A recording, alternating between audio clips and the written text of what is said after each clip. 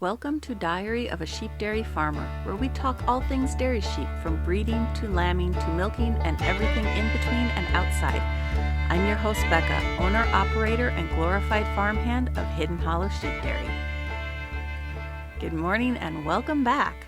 We are halfway through January, and I don't know about you, but I am so looking forward to February for no other reason than that lambing will start in about 30 days from now, and I can't wait. I'm so done with the cold and the snow and the wind. January always feels like the longest month of the year. I don't know if it's because the holidays are over and there's not much to do, or if it's because it's so cold and crummy out that I have no ambition to do anything. January always feels like a letdown. Here on the farm, we are in stasis. Breeding is over. Lambing hasn't begun, so what do? In a perfect world, we would be cleaning out the barn, making sure we have bulbs for the heat lamps, and that all of our lambing supplies are in stock. But we don't live in a perfect world, and odds are none of that is going to happen until the week before lambing, because we will put it off and come up with other things that need our attention right now, not 30 days from now. Doesn't necessarily mean they are more important. It's just more of what is on our mind at this exact moment. So what are some of those other things? First and foremost, we need to take stock of our hay situation. If you follow me on YouTube, you know we have had a rough go of it this summer with our hay. We went months without a drop of rain, but then second cutting we got dumped on almost daily. And then just when I thought the hay was dry enough and I could put it into a bale, it would rain again. This went on for weeks. I think it took almost an entire month just to get one half of our second cutting put into a bale. We tend to get 3 cuttings off of our hay fields, but last summer we ended up with 2 cuttings off of one and 2.5 off the other. And that half was because of that month long of rain. And we would rake the hay and then it would rain. And then we'd rake the hay and then it would rain. And this went on and on to where when I finally was able to get it into a bale, I think we got like 50, 58. I know it wasn't 60, somewhere around 50 bales of hay off of our hay field. So it just wasn't good. The other field we got 2 cuttings off of, and that was because of the rain. We ended up our second cutting on that field was just really, really late. So we ended up not getting anywhere near the amount of hay that we needed to get us through the winter. It was not an ideal year. And because we didn't get the hay we expected, I have to watch really carefully to make sure I don't run out. There's nothing worse than finding out you won't have enough hay to make it through the winter and lambing. This year I'm going to have to cull almost all of my older ewes and anything that no longer fits with our breeding and milking program. And that's really hard for me because a lot of my ewes, even though they may not be fantastic milkers, they are amazing mothers. And if I can cross them with my better bred milking rams, in hopes of getting really good milking ewes. They won't be exceptional, I'm well aware, but there's something about those favorites that even though they may not be the best, you just don't want to get rid of them. You know what I mean? So then that brings us to the second thing that generally happens in January, the cull. I will do a whole episode on culling our sheep, why we do it, when we do it, what I'm looking for, what I'm not looking for. All that fun stuff. But I find January is a good time to assess the sheep. Here in Idaho, January can go one of 2 ways. We have what we call the January thaw, when temperatures reach springtime levels and melt everything, making nice flood zones, muddy, mucky barnyards. Or we have our deep freeze, where temperatures don't reach above the teens and it is a frozen wasteland. That is about where we are this year. The whole last week, I guess, has been snow. We've had a little bit of rain here and there, but it has been snow. And we've had anywhere between 30 and 50 mile an hour winds that have that bone-biting, bitter cold that just freezes you from the inside out. And it has been just not fun. I don't know how else to explain it. Just not fun is probably the best way to explain it. So yeah, this is just a good time for me to look through my breeding records and decide which of my ewes are no longer working for us. And that could be as simple as they still have some of the Katahdin blood in them that I'm trying to phase out. Or it could be that in the past 2 years they haven't raised a lamb to weaning. That could be that it was a stillborn, or it died before the 30 or 60 days. Or it could be that they rejected too many lambs. I sold one of my better milkers this fall just for that reason. She was a great mom when she had singles or twins, but the times she had triplets, she always rejected one, sometimes two, and that is something I don't stand for it. I just don't. My sheep's number one job is to raise their lambs. Their number two job is to give me milk once I wean the lambs. If they don't do job number one, they won't be very good at job number two, because their milk supply will not be where it should have been had they raised all their lambs. I also look for ewes that have only given me singles. If they give me ewe lambs, then I consider keeping them, or if it's a mix of ewes and rams. But if they only ever give me ram lambs, I do consider culling them, even though my husband would prefer boy lambs to sell over girl lambs that I want to keep. I also look at their milk records. And this can get a little tricky with my younger ewes, since we haven't milked our sheep for 2 years due to dairy barn issues. We had a flood in the dairy barn and it ruined a bunch of the sheetrock, and we aren't very good at getting around to some projects that we know we're not going to need to do right away. So we have been putting that one off. We finally got it taken care of this year, or I guess last year in 2023. So the hope is that I will be able to milk my sheep this year without any issues. Let's cross our fingers and hope for the best, right? But I can look at my older ewes and assess if their production has dropped over the years, even if it's just the few years that we have been milking them. If I see a significant drop, I'll usually cull, unless I don't have any daughters out of that ewe. Then I may keep her in hopes of getting a ewe lamb to carry on those genetics. And then I also look at bloodlines. I have a couple bloodlines I will not get rid of for any reason. They're usually my top milking lines, and so I want to make sure I always keep those genetics in my flock. However, if I see a bloodline that hasn't been all that great for milking, such as my Katahdin bred ewes, I will start the culling process on that line. I also spend a lot of time with my rams. If you follow me on any platform whatsoever, YouTube, Instagram, Facebook, you will understand how obsessed I am with rams. I have a serious problem. I want to keep every boy ram that is out of my better ewes or my better rams or just looks amazing to me, and I can't keep them all. In past years, I've done pretty good. I've only kept 1 or 2 rams from my flock as replacement rams. However, last year in 2023, I think I kept 7. I don't need 7 replacement rams. I had 2 of my best rams die this year. Now granted, they were both old. One of them was 9 years old, almost 10. And the other one, he was about the same. He was pushing about the 8 or 9 year old mark. And I've kept ram lambs from both of them from 2023 just because I needed them for replacements. But I also kept ram lambs from rams I didn't need to replace. Now I have 300 ewes in my flock. I have 20 rams.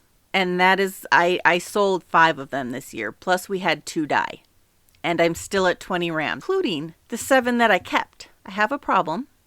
I'm well aware of it. And I'm not planning on doing anything about it anytime soon. But I do need to go through my rams again. I have 2 rams. One of them, he's not spectacular, but he's an absolute sweetheart and I love him and I don't want to get rid of him, but he's kind of a dud. So he really just needs to go down the road. I have another ram, actually 2 other rams that are AI rams. Their moms were artificially inseminated and I love both of those rams and I need to use them more. I don't utilize them near enough to justify keeping them. So I need to use them more so that my husband doesn't tell me it's time for those two to go away.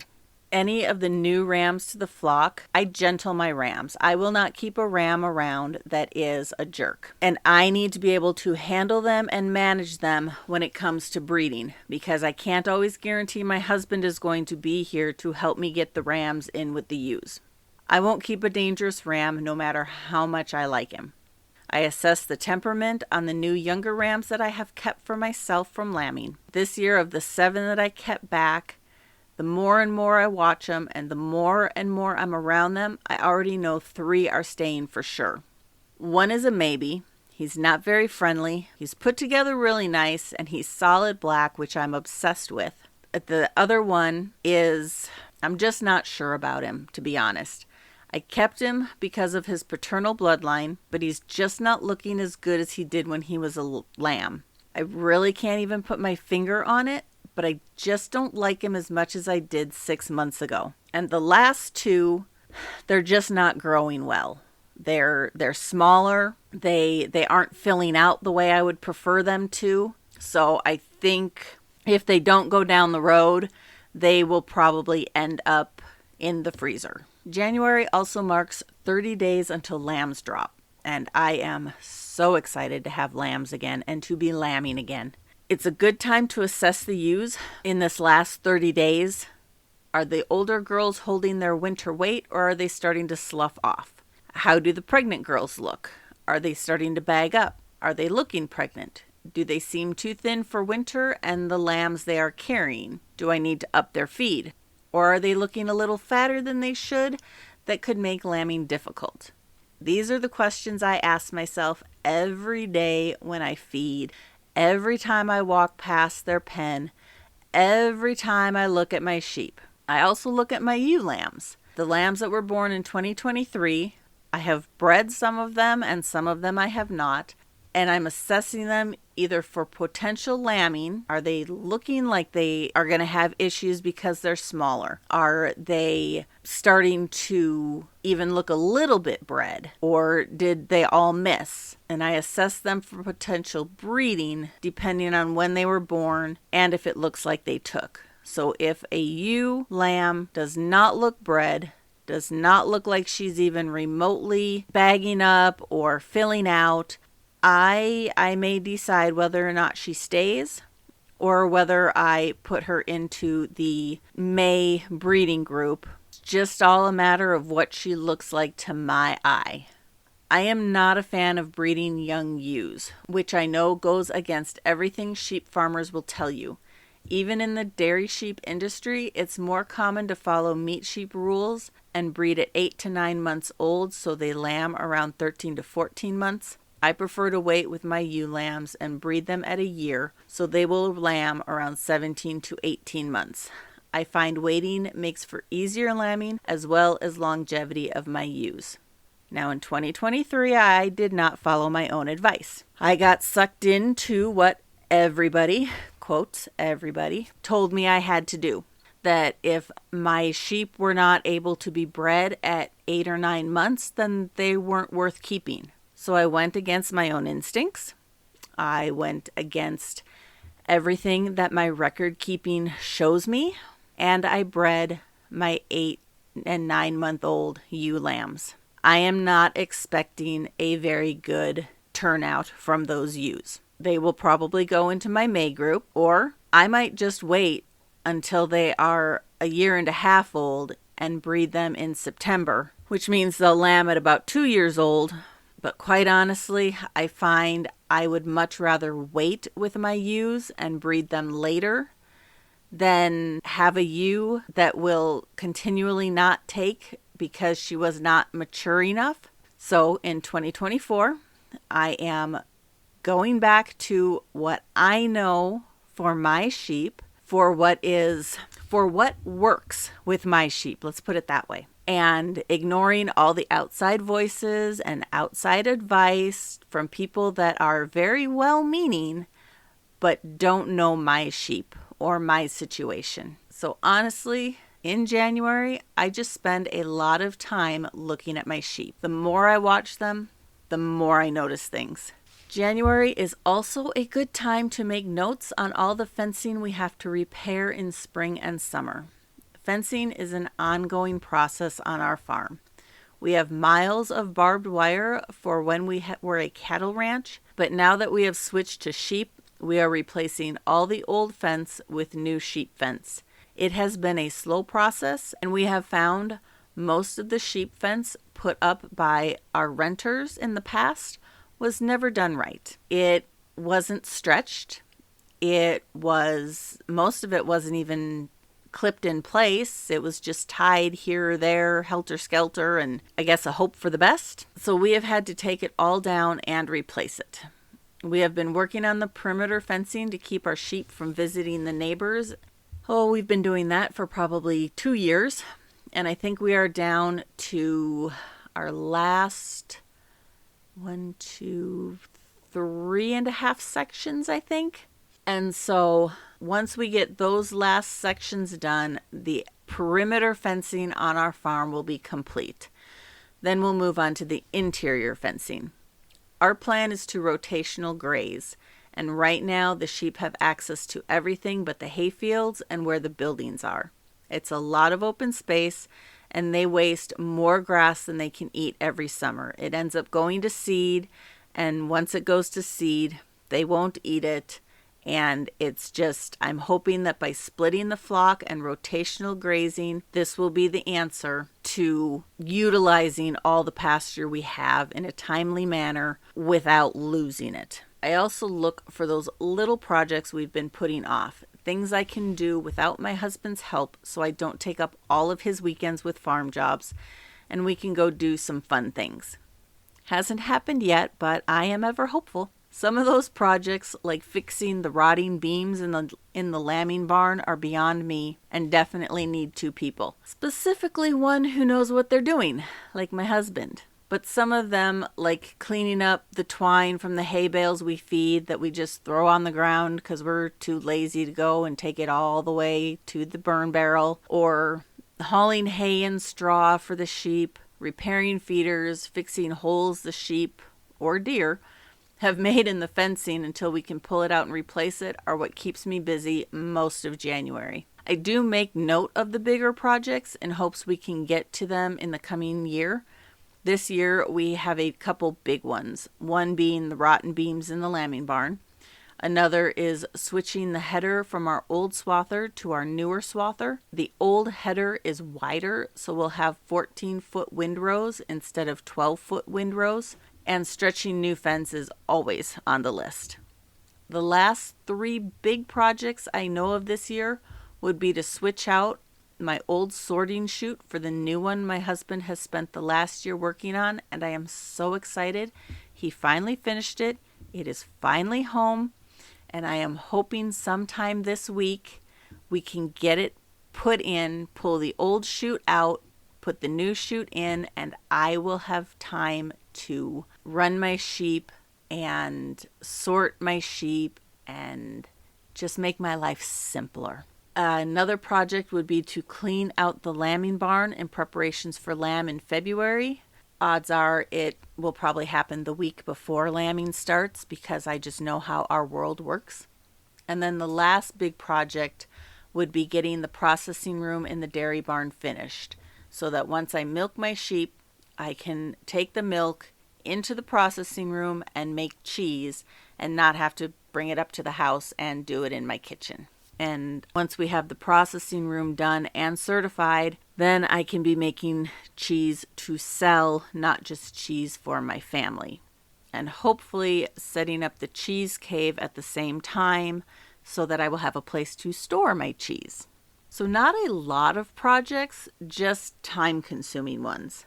January is kind of a time to relax and regroup before lambing starts. This year I will be lambing out about 180 ewes between the 15th of February and the 25th of May, so I need my downtime now. And I will take you through all the lambing during a weekly recap of how things went for the week and any issues I may have had. So I think that's going to be it for this week. I appreciate you being here. And we will be back next week when we talk about culling. Kind of alluded to some of the things that we do, but I will go a little more in depth on all of that. As always, you can follow me on Instagram at Diary of a Sheep Dairy Farmer, or if you want to follow all the daily chaos around the farm, you can find me on YouTube, Facebook, and Instagram at Hidden Hollow Sheep Dairy.